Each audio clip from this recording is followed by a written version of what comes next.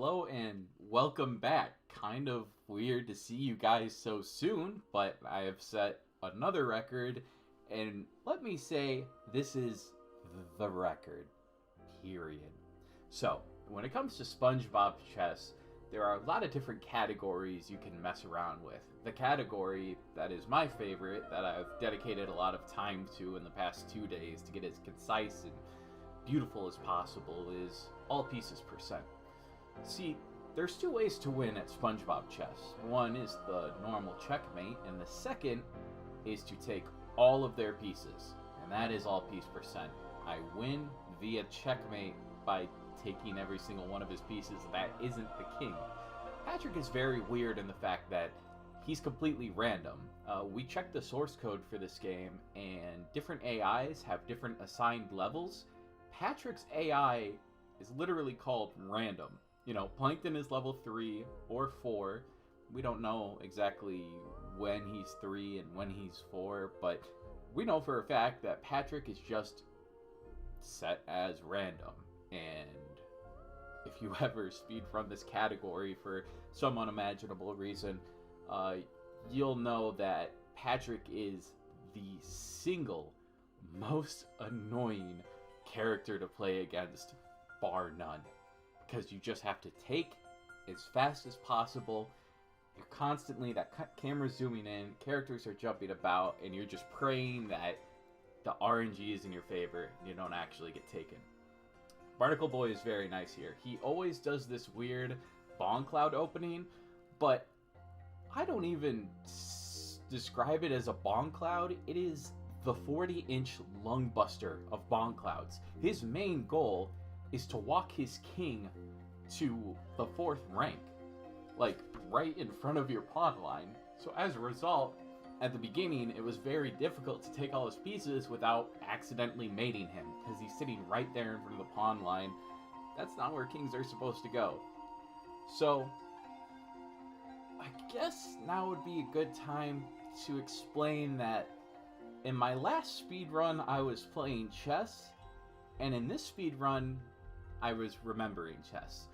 You see, there are certain lines the computers take, and they'll take these lines every single time. The way they make decisions is strictly dictated on a certain set of rules. For Barnacle, Mermaid Man here, my apologies. For Mermaid Man, his set of rules is walk the king forward, the queen has to be useless, and the bishops will also wander randomly forward as long as they have a space to go. That's why I was able to hang a pawn in front of a bishop for 5 turns in a row without even having to worry about it being taken, because it's like not in his code to take with the first move in bishops.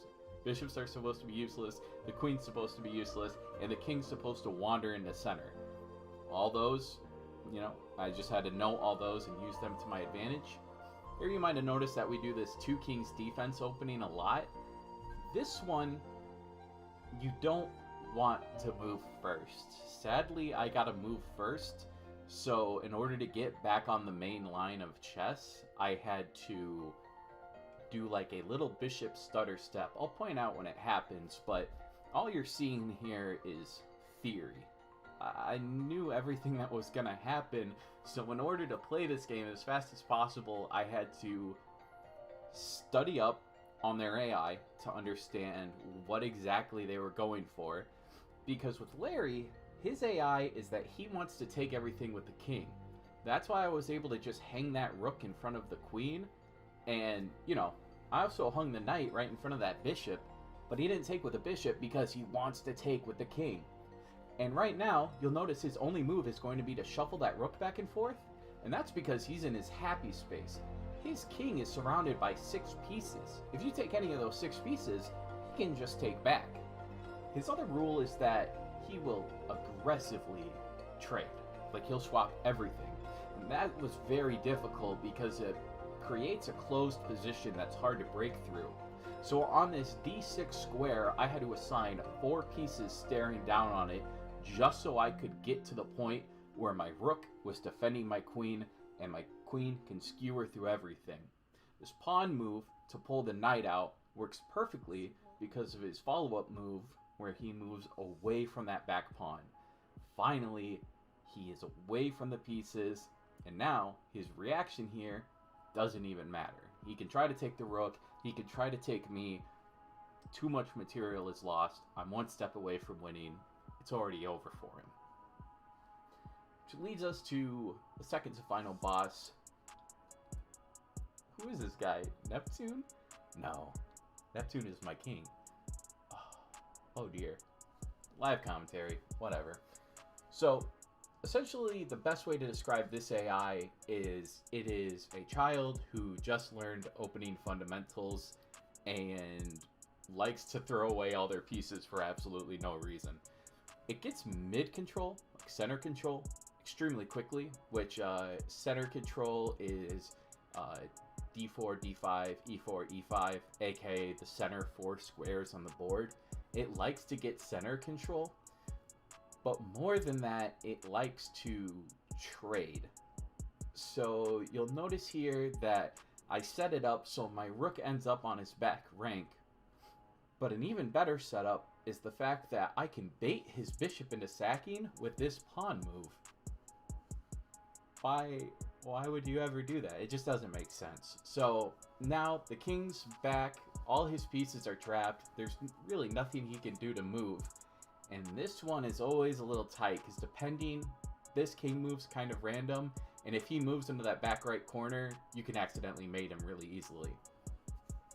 So now he can take the rook, he can do whatever he wants. I'm in my happy space, I'm one square away from all these pieces in the corner, and that's how you capture as fast as possible.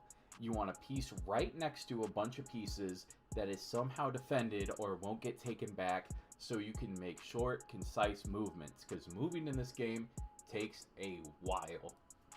It takes about 2.5 seconds to move a rook. Oh, the music started. It must be the final. It must be time for Plankton. So this opening on Plankton's pretty interesting. This queen move in response to the rook moving ends up helping us out beautifully, because we can exploit the fact that he always wants to take back to set up this nice little royal fork right here. Has to move his king, and lucky for us, he moves it right in the way of a discovery check, which leads to a queen check.